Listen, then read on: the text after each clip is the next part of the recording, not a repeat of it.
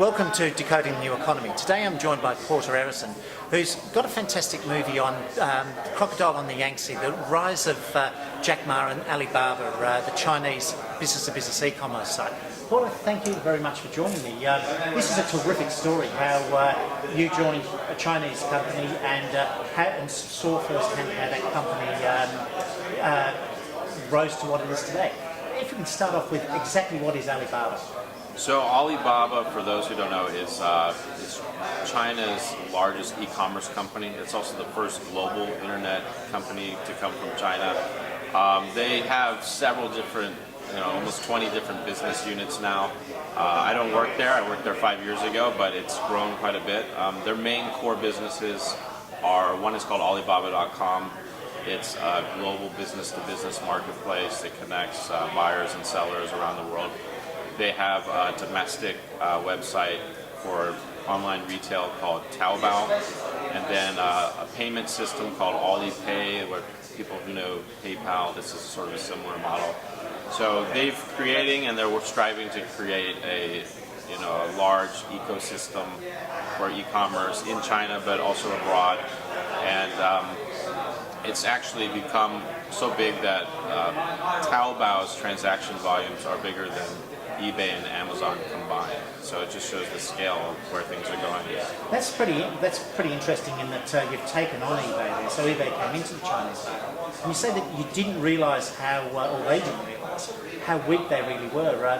How weak did they find themselves? Well, yeah, this is back in about 2003. I was working at Alibaba, and Jack Ma came to me and told me about a secret project to compete with eBay in China. eBay had done so well in the US and Germany, internationally. We knew it was a matter of time before they came into the China market. And so when we looked at them, of course they looked like Goliath. They'd never really been beaten in any market that they'd entered first. They had a huge war chest, about over $150 million they were committing to the China market. So we stared at this Goliath, but I think the great thing that Jack Ma did and the team was, they said, while they might look huge from the outside, but actually we guessed they might be weaker than they presented themselves. Right. And the goal was never to attack eBay. The goal was to make a better website than they had and win the China market. But in order to do that, we did have a big public battle with eBay. And we really quickly realized that although they sort of stuck their chest out and really boasted about how strong they are, they actually were a little bit weaker in understanding the local market in China. And we were able to battle them, and ultimately they withdrew from China. Right. Now, you make a really interesting point about the Chinese market, that e-commerce is much more important in China than it is in the West. And it seems to me that there's this leapfrogging that's happening there with customer service, logistics, and the whole retail sector. How is that going on? Yeah, it's actually, some people think, well, okay, cell phones will leapfrog landlines, but actually the same thing is true with entire systems or infrastructure.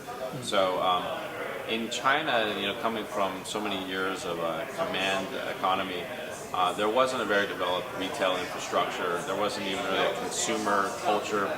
And so Taobao came along at a time when all of that was still in the early phases of development.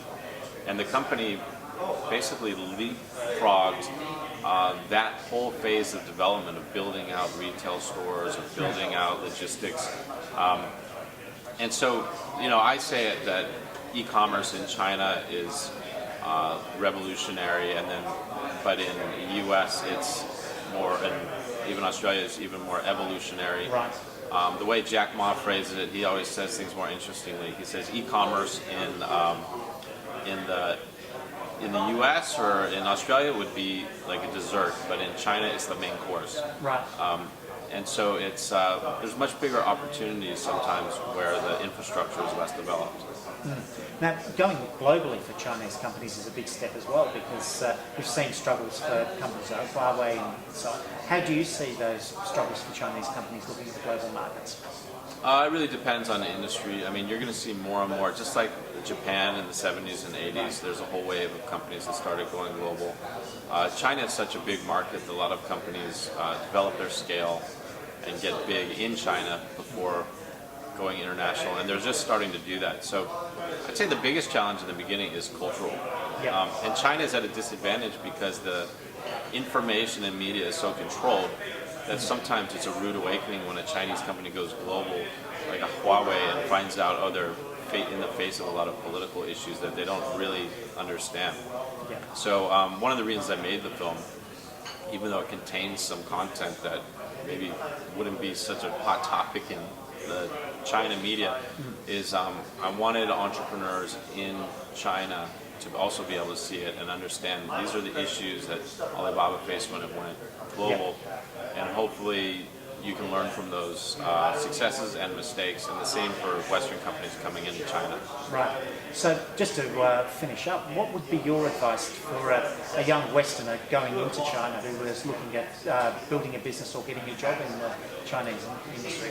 I would say show up in China. First, spend time, just listen and learn.